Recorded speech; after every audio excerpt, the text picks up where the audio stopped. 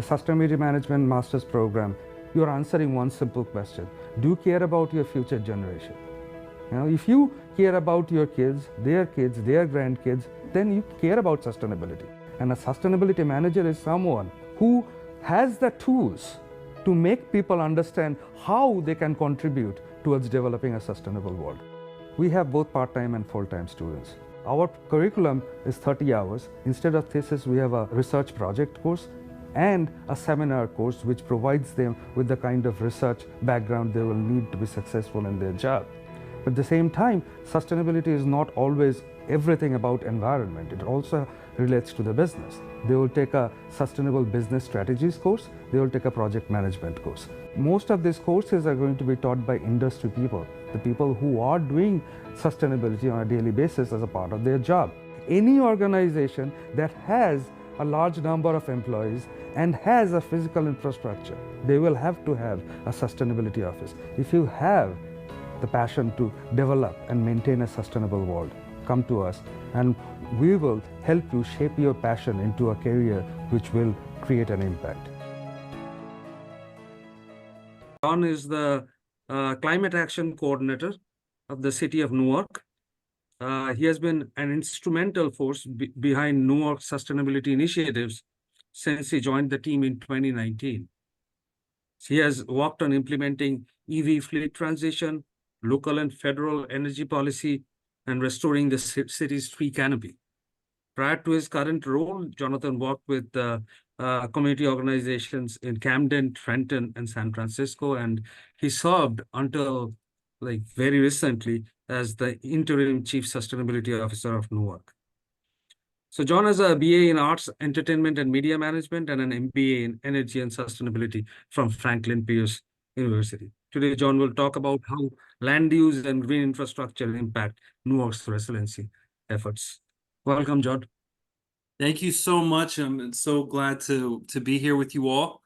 And this is such an exciting conversation because most of the time when you're talking about climate change and you're talking about greenhouse gas emissions, all the major influences and the global entities, they always talk about, oh, cities are the future. Cities have all this control. Cities have all this power. And we do, but sometimes we don't. And what we're going to do is we're going to break into today those kind of points of where our emissions are, what are ways that we can improve on those impacts, how can we advocate for those changes in areas that we can't physically change them, or also how do we prepare ourselves for climate change within our community. So again, thank you all so much for having us. The city of Newark is so proud to have such great educational institutions in and around us, and we have it's been a pleasure working with some of the alumni from Stevens. We work with them daily, and I'm just really excited to be here. So I don't know if you want to talk more about our wonderful sponsors on the presentation here, or I could just jump into it. Oh, you can move on. Thanks, John. Okay, great. So let me see, what do I do now? All right. Cool. So my name again for everyone is Jonathan Gordon, City of Newark, Department of Administration, Office of Sustainability, and I'm the Climate Action Coordinator. So I first want to start about how we communicate climate change. Climate change, it's real hard to explain. And as professionals, it's one of the most important things for us to be able to communicate information. I always use this slide to start in that conversation because on the image on our left, for those of us that love infographics, there is more information in this than possible for you to just be able to see at a glance and to look at. And for the infographic on the right, this is a beautiful, simplistic example of the impact that climate change has on our average Earth temperatures. But only us that understand that already understand that image. So the image to the left is informative, it's great, but it's busy. The image on the right is less informative, but it only impacts those of us that have a direct insight into this. So as professionals, as students in this, I encourage you all to always think about your messaging and how you're communicating that. So just starting there, we're going to have that at that. This is also one of my favorite infographics to kind of talk about the urban heat island. Again, this is a confusing thing. If I went to a community meeting and put this on a slide, it has all the information that we want to communicate. We want to talk about the incoming solar rays, how moisture impacts the ground temperature, and how shade diverts radiation, and how hard surfaces can reflect different things. And then there's long time emitting heat waves, and then there's other cloud cover that can, there's all these different variables. But what we need to do is to really just break down climate change communication to something that is very simple that everyone can get. For every 1 degree Celsius, you double the conditions. What we consider today a 100-year storm or a 1% event is now a 50-year storm or a 2% event. A 20-year event is now a 10-year event, and so on and so on. So the frequency and the intensity of droughts for every degree of Celsius that we go up from post-industrial levels, we know that those hurricanes are going to be as more frequent and at a higher intensity.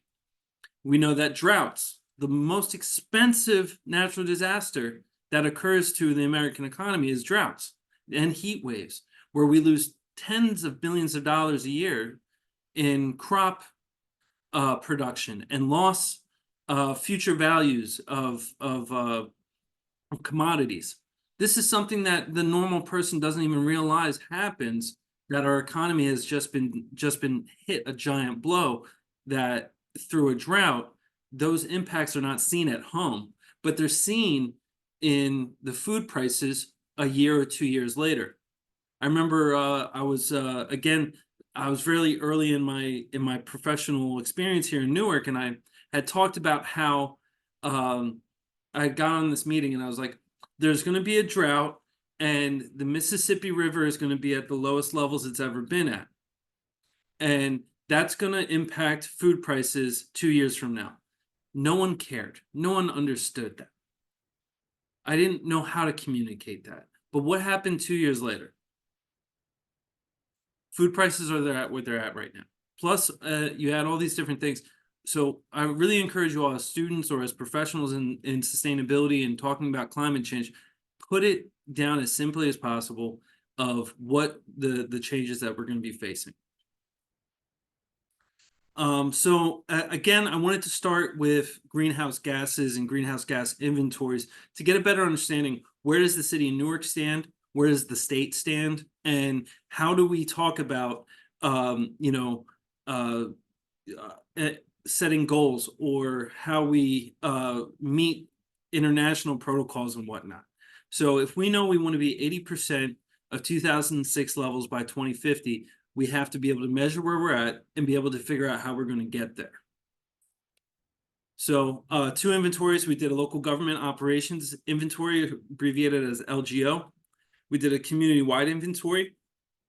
We used ICLEI ClearPath to house the inventory. We started with local government operations inventory with Montclair Institute for Sustainable Studies.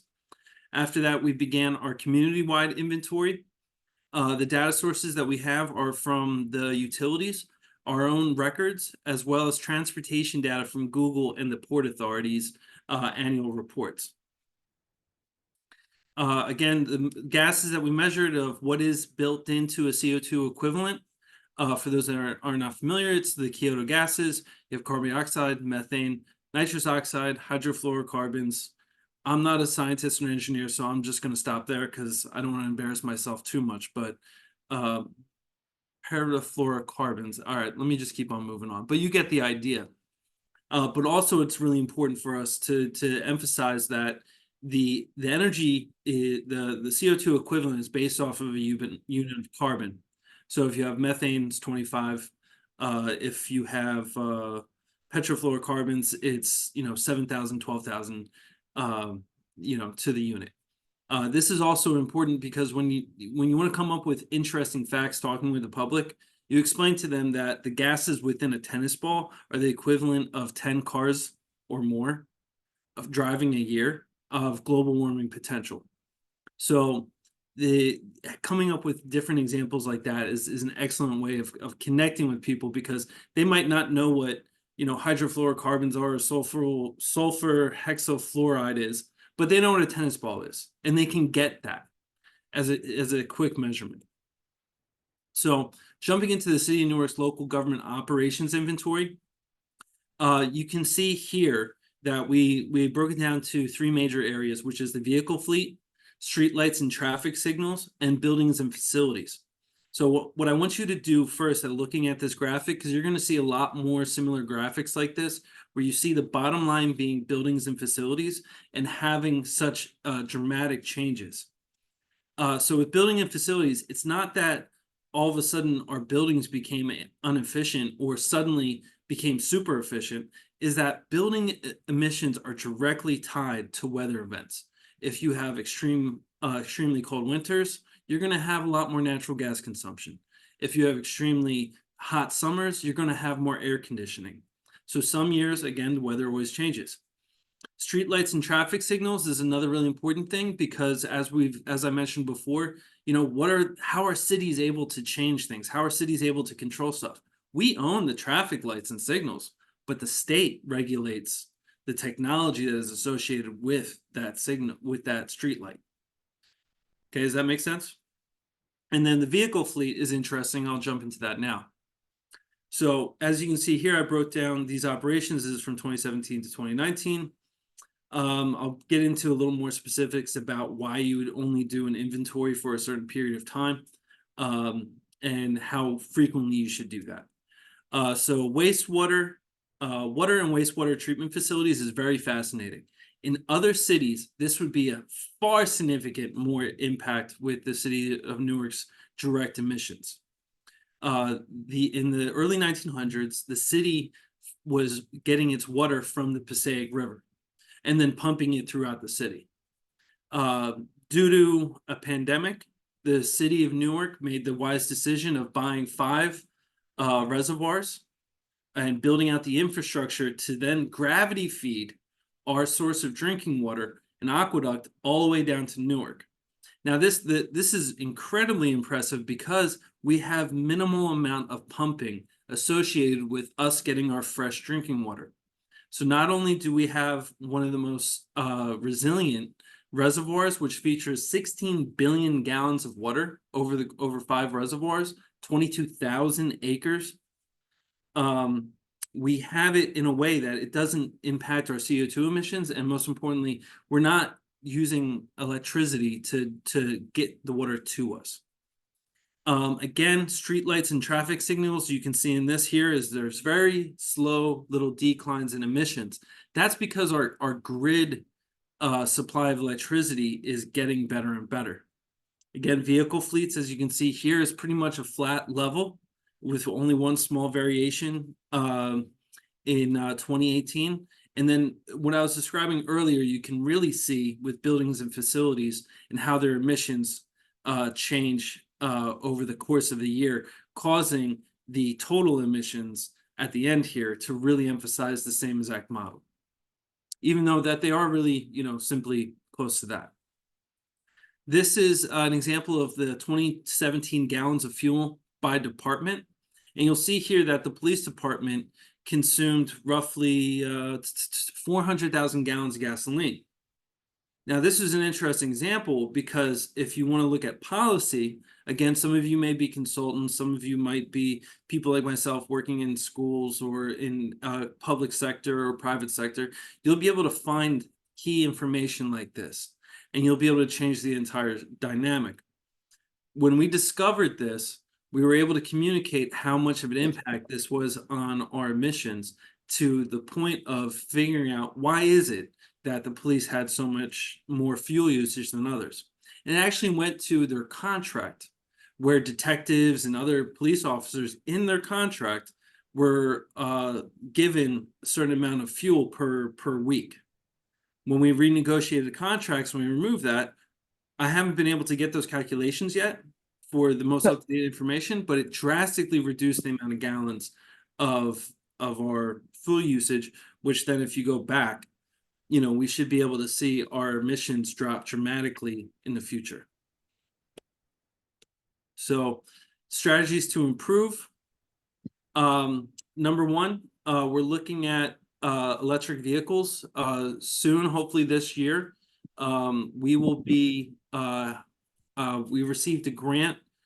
Been working on it for about 3 years now, but we will have the largest fleet of electric sanitation trucks in the country, hopefully within the next couple months. We'll have over 8 Class 8 sanitation vehicles that will be running all throughout the city, all 100% battery powered. And this is incredibly important because if you think about the types of emissions that come from a diesel truck, those are the kind of emissions that impact our residents, very directly. They're the emissions that cause the asthma, the NOx, the things that we feel every day. And then additionally, it's something for us to also bring to attention noise pollution in this conversation, because diesel trucks are also some of the loudest. And so if you're operating this vehicle, you're every single day, you're for 8 hours a day, you're exposing yourself to incredible sound damage, sound pollution, also poor air quality. Having a future with electric trucks is probably one of the most exciting aspects for occupational work health that you can ever imagine. And then, again, that's something as a city official, you want to contemplate. What are, outside of, okay, this is great, there's no emissions, and this is nice for the environment and whatnot, how is it going to benefit your colleagues or employees? And sustainability is one of those things where you can get a lot of quick wins when you put it in that perspective to your leadership or to your clients. So I want to jump into our citywide emissions. This is one of my favorite graphics because it communicates no change. And it puts it in perspective of how challenging it is as a city and working within the structures of counties and states and the federal government to be able to make local change with CO2 emissions. Because as you can see, there's slight variations everywhere, but overall, the bigger picture kind of stays a little stable. But when you break things down, it isn't. If you look at commercial electric, you have a significant amount. Commercial gas is much more. Residential electric compared to residential gas, huge gap. Industrial electric, industrial gas, again, large gap between the electric usage emissions and the natural gas. And then when you look at transportation, this is incredibly important because you look at this and there's very slight transitions downward. At the time of when I did this report, the port had not released their data yet for 2018 and 2019. And so it was, what I did there was I used the same kind of estimate of transportation emissions going downward and reflected that with the port activity. So I really want to highlight natural gas consumption as the leader. In fact, if you look at that, the port is 25% of our emissions, transportation is 23%. But if you look at commercial gas being 17%, residential gas at 10%, and industrial gas at 3%, you're looking at 30% of our entire CO2 emissions are caused from heating our buildings with natural gas. And this is a stark contrast to our fourth lowest, which is commercial electric, residential electric, and industrial electricity, which is roughly, 22%.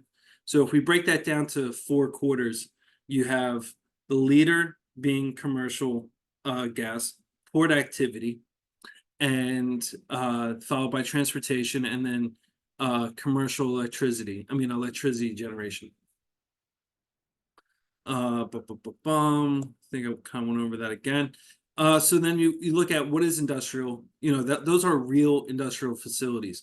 When you look at something like commercial facilities, this is a much broader type of building. This could be a warehouse, this could be a stadium, this could be a downtown building. But when you look at the structures of buildings within Newark, you have either very modern commercial facilities or you have older ones. I'm right now looking at one of these buildings in this image, and it dates back 100 years. It's one of the original steel structure buildings in the country. So ironically, the one that I'm living in, across the street from it, is 100% electric. I think there's only one natural gas line running into my apartment building, which is for the washer machines down in the basement. Everything else is electric. And again, any building over 4 units is considered a commercial building. So this is a much larger portfolio of properties compared to industrial or residential. This is something that we'll jump into quickly too. When you're looking at residential properties, you might notice something in that we have a lack of trees. And then another significant challenge is the age of our city. We're I think we're the third oldest city in the country. And when you're looking at the buildings and technology that are associated with it, things change drastically. So if you look at the older building to the bottom left, you'll see that there's a lot of awnings. There's a lot of windows, great ventilation, great coverage from the structure. Then you look at the image to the top right, and it's probably 1920s, 1930s construction, and you start looking at some of the things there. You can tell they planted trees. There's good shade coverage of the structure, but there's something missing that I'll jump back into. But then you look at the bottom right image, and that's a more modern. I believe that the colloquial term of these kind of structures is the Bayonne bungalow, which is, it's more of a box. It's very reliant on, central air, central heating, central cooling, and kind of just being as bulky of a structure as possible.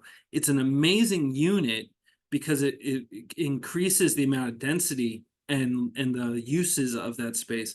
But it is significantly challenging when you want to increase the level of natural interventions. But I want to go back to this top image of the building to the top right, and I want you to look at the fire escapes.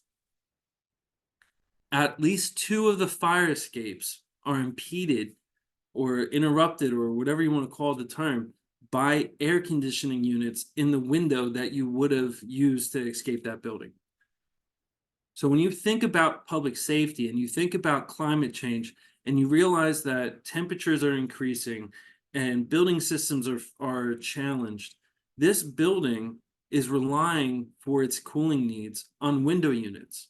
It's not like a modern building where you might see a little tiny little block underneath one of those windows where they have a single mini split heating and cooling device. This building probably has steam heating, and it's probably got a window unit air conditioner. And most importantly, every single one of those residents that has a window unit air conditioner, if there's a fire, God forbid, in their unit, they're going to have to, in an emergency, move a 40-pound block out of their window, most likely secured by some sort of thing. And that becomes a fire issue. And how, as a city, do you when you don't have control over your building codes, because that's controlled by the state, and be able to identify that stuff and advocate for the state to increase building codes for occupancy rules, and then be able to also enforce them at the same time. So there's many challenges as an older city, but I want you all, as you might be interested in, be interested in being a architect or in some sort of regulatory aspect. Think about how humans and how residents are going to interact with stuff.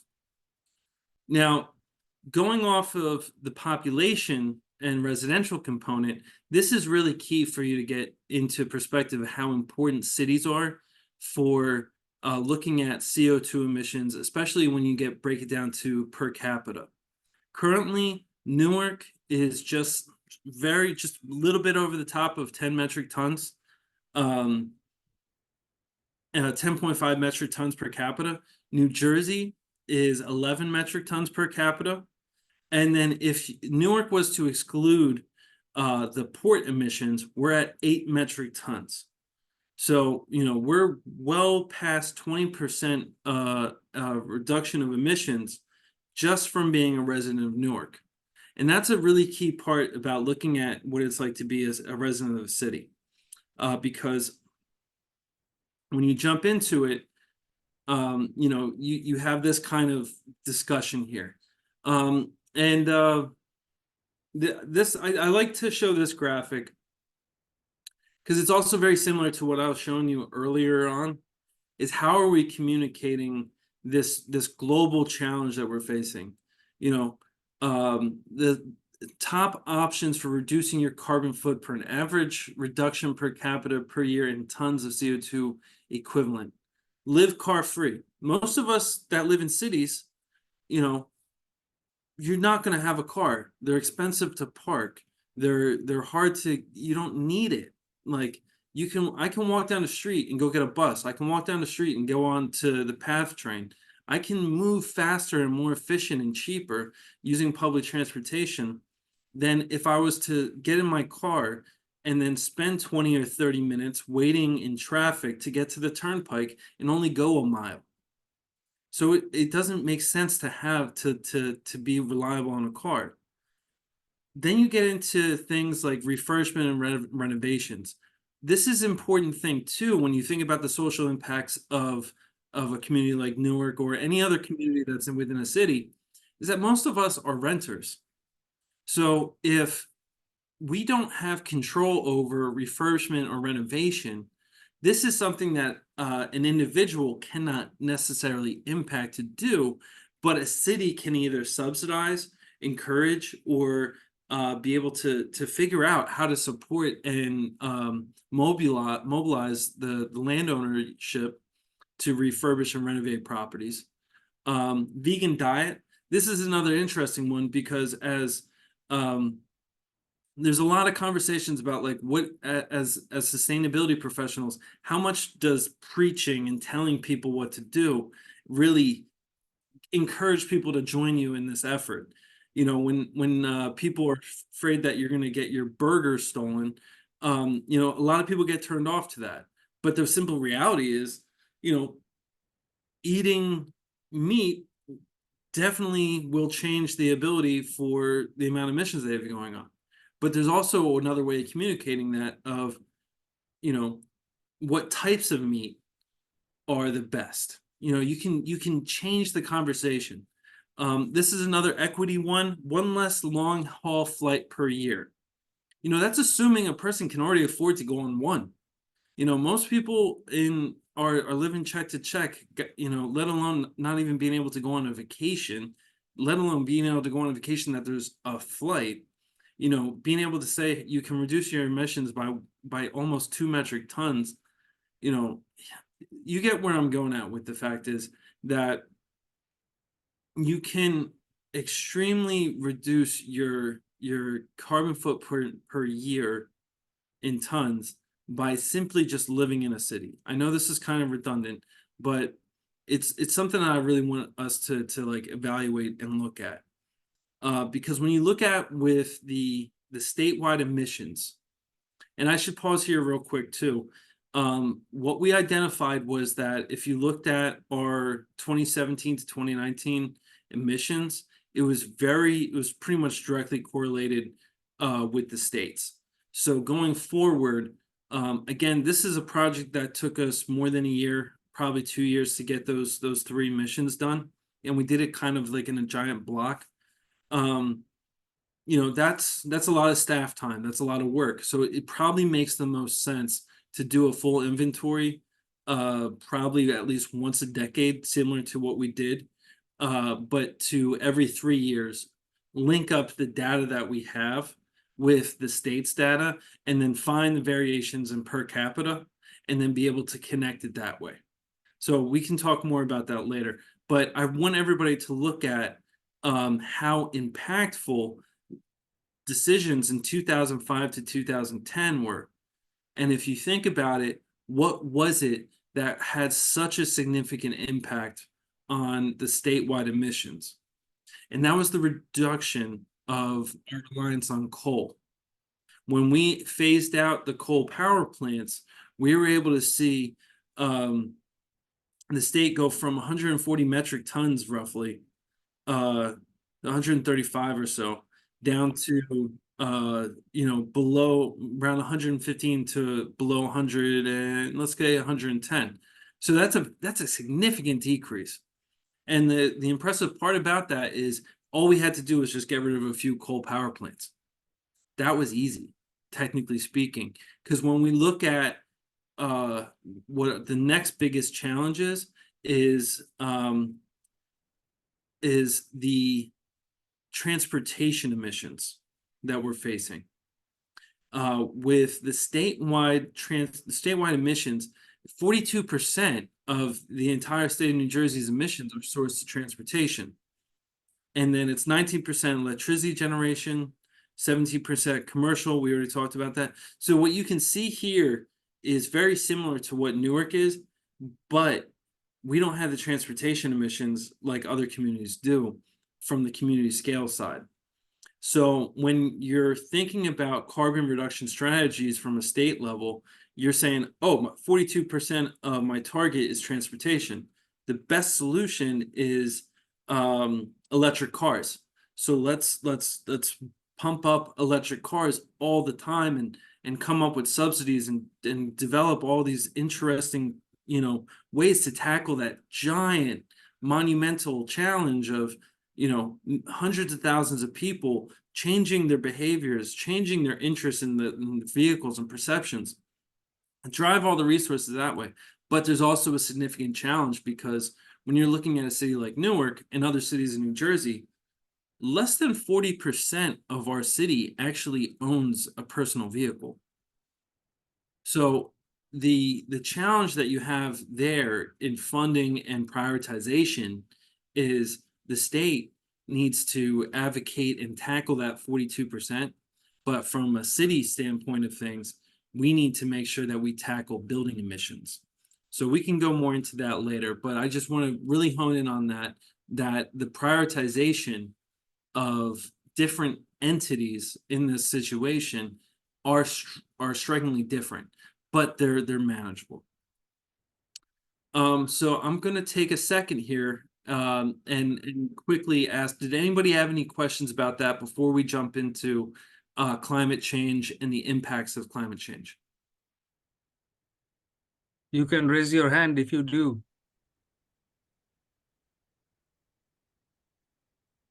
Yeah, they typically hold their questions until the end, so let's move on, John. Okay, excellent. So this is figure 11 from the appendix of our master plan. This past year we did our master plan, and in this image, it's possibly one of my favorite images to kind of communicate where we need to work and where we need to prioritize and target our efforts. The areas in red are the areas that are impacted by the urban heat island. The areas that are in blue are impacted by flooding, but there's slight variations in everything. Areas of red with candy canes, we identified as heat impacted areas without access to green space. This is an incredibly important equity issue because if you look at the fact that, for example, in the part that I live in, there's not a park within X amount of meters, right? And when the air conditioning went out in my building, and the 100 people that live in my building, none of us had air conditioning for the heat wave. We all went outside, and during the summer night, we all went outside, and we had to walk blocks before we could get to a park bench. And this was an interesting experience because this is something that we should anticipate with climate change, our building systems malfunctioning, and how do we as cities use our land use to be able to to correct these impacts. And then when you look at flooding, you have two areas that you want as a city to look at. You have areas that are tidal flooding, but also extreme rain event flooding. So the areas to the left, Newark is one big kind of plateau. As you can kind of see, the tidal flooding just suddenly stops, and then all of a sudden there's these very deep impacted blue areas on the left-hand side of the city. This is important because within those structures of plateaus and hills and cliffs, you'll suddenly have a lot of ravines. So as a city that's mostly built out, there's a lot of infrastructure that will just direct that water to target certain neighborhoods. And then it's our challenge to create green infrastructure. So again, I'm going to blitz through some of this so that we can get to the later conversation. But this is a map of where the wetlands and marshes were before the city of Newark was developed. This is really important because not only did the building and construction of Newark change the actual water, we made a decision to, or we didn't, the city, somebody up the river made the decision to direct some water flow, and then all of a sudden it changed it from a freshwater predominantly watershed, estuary, whatever you want to call it, to a brackish one, which then drastically changed the flora and fauna of our area. Again, I mentioned the model rainfalls. This is a 1% event, which by 2035, 2050, when we hit 1.5 to 2 degrees, these are the things that we should be anticipating happening at least as a 2% event and so forth. 2% event, we should be anticipating these kind of rain events impacting our infrastructure, more and more frequently. And again, it's not like we have a ticking time clock of a 2% event will happen every 50 years and it can't happen. It's just likely to. We might have two of these happen in the same month. So this is just important for us to look at. Where are we going to place green infrastructure? Where are we going to think about, okay, if the water's going down this hill, how do we interrupt it so that it doesn't end up at this intersection where our emergency has a firehouse? You know what I mean? These are the kind of decisions that as a city you want to look at. Again, these are the tropical rainstorm events. You can see, most of them are within weeks or months of each other. So, if you look at Ida and then Tropical Storm Henry, that's only like 10 days away from each other. And that's 16 inches of rain that fell within that same 10 days.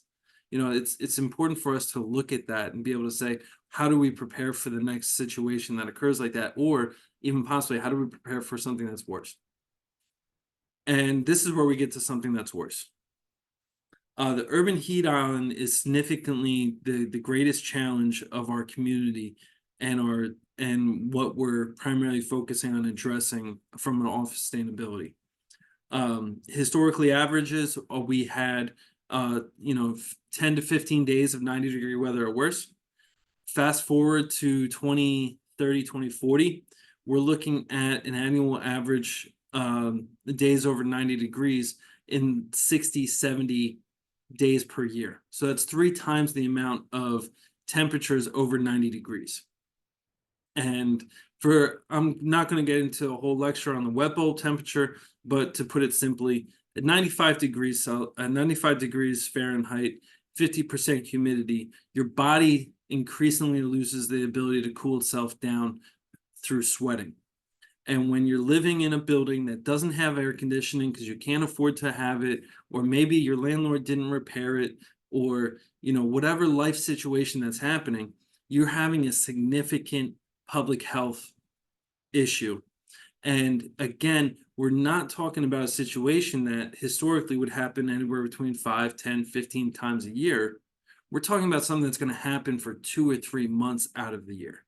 And unlike flooding, where where the flooded areas are because they've flooded there for the past 100 years or 200 years, this is a situation where you need tight-knit communities neighborhoods that know each other, residents that can call the elderly neighbor that they've known for 5, 10, 15 years and say, hey, how you doing? Is your air conditioner running? Can I go put it, can I have an extra window unit? Can I put it into your house? If the city doesn't have those structures, you're leaving yourself very exposed to significant challenges. And in fact, this is all backed up by a study that was done in Chicago during the heat wave that took place there in the 90s. They've identified that the neighborhoods that had the greatest social connections had the most beneficial outcomes. And that was one of the most devastating heat waves and heat events in our country's history. Now I want to talk about trees and what we're doing into the future of this. And I always love saying this. This is one of my favorite words, evapotranspiration. Okay? Because it's not just shade. Trees are great, but evapotranspiration is the secret sauce for why trees are the #1 solution, or green living things. One of our colleagues, Michelle Buffadell at NJIT, challenged me one day and was like, John, you know what's cheaper than a tree? A shrub. I was like, why would I do that? He was like, because it would still do your favorite word. So again, anything that's living in green is going to benefit us through that situation of increasing more and more heat. The issue, though, is that we need to be cautious around humidity, because then we still run into the same issue of the wet bulb temperature. But again, trees are really the most, and plant material are really just the future of us being able to cool down cities. Because if you live in this environment, I took this photo, in the middle of the day walking down the street, and you have no place to hide from the heat. You see this image, this gentleman standing there behind a pole. This lady over here, she just got off of work or went shopping, and she's waiting for the bus behind an electric box. This gentleman over here who's waiting for the bus on the corner, he's found this little piece of shade while he's waiting out there. Similar here, you can see the sweat on the man on the right, coming down his forehead, the exhaustion of the man on the left sitting there waiting for the bus, getting the full glare of the sun hitting them, and then the other gentleman standing there, and the woman and child finding a little bit of shade behind the bus shelter. So this is, when we look at where's the trees? They're not there. So what challenges, what resources can we gather? And that's what we're working on right now. So to have something, you need to know where you're at, and you need to have a mission and goal. So we know we're at around 14% canopy coverage. And there's this fun little, example of having the goal of 333, 300, which simply put it is whenever you walk out of your door, you should be able to see 3 trees.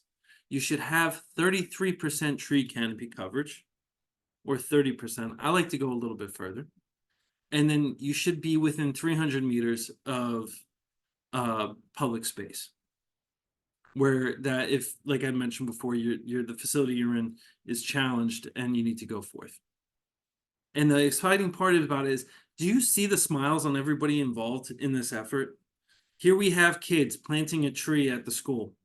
On the image to the right, we have residents picking up fruit trees. Again, it doesn't just need to be a maple tree, an oak tree, or whatever tree. It could be a peach. It could be an apple tree. It could be something that, someone plants with their grandmother or their friend, and then they build relationships around this stuff. There's so many cool ways to connect people. And then also, it's important for us to advocate. When we have strong leaders, as Nicole Miller, one of the people that's in this series as well, you have such great history and such great knowledge in the people that are leading from our community that can talk about the experiences they've had, either, working in this realm, in this policies, and being able to know what happened when we tried this before, And as a professional or as a consultant, rely on your community's leaders to be able to find those little tiny things that might not have worked before or what really did, and replicate them or address them or change them. And again, also think about who you're working with and what their priorities are. This here is a photo of our tree crew. I spent a year and a half, 2 years running around, be like, I need to plant all the trees in the world. And you know what? Every single day they said to me, I would love to support you in that, but the image on the right is the one I'm dealing with. That's my priority right now. That image on the right is the street of horrors, quote unquote, for our tree crew. It's complicated. There's power lines running through these trees. There's branches that extend longer than most trees that you see should ever even grow to in a city. That is the challenge. So again, I always like to throw this slide out there. This is the priority. These are our areas. We know where we're working. And now what we need to do is come up with the resources to address our other issues. Again, this is the tree equity score. If you're fascinated with how cities are working, this is an amazing tool. So write that one down. This is something unique to Newark. This is what we're doing with the Nature Conservancy. By the way, the Nature Conservancy, the city of Newark, and a number of other partners, we just received the USDA grant of over $8 million to support us in the Newark Tree Canopy Initiative. Overall, we've accumulated roughly $30 million of funding to support green infrastructure and tree work in just the past year alone. And again, we also targeted areas that are challenged and disinvested. So when you look at areas of violence, you also will find areas of environmental conditions that are not pleasant. We can go more into that. And then I want to just jump into do something unique and fun and exciting, because that's going to make people enticed to maintain it and upkeep it.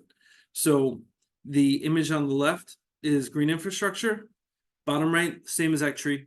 Top right, this is one of our blocks in downtown where they put ornamental iron around the tree, and then the residents on that block get together every year and they put some annuals and some perennials, and they liven it up. They make it really exciting. Again, some of you might be familiar with the lead line replacement program that the city did, where we did the work of replacing all the lead lines of the city with what was supposed to be in 10 years in less than 3.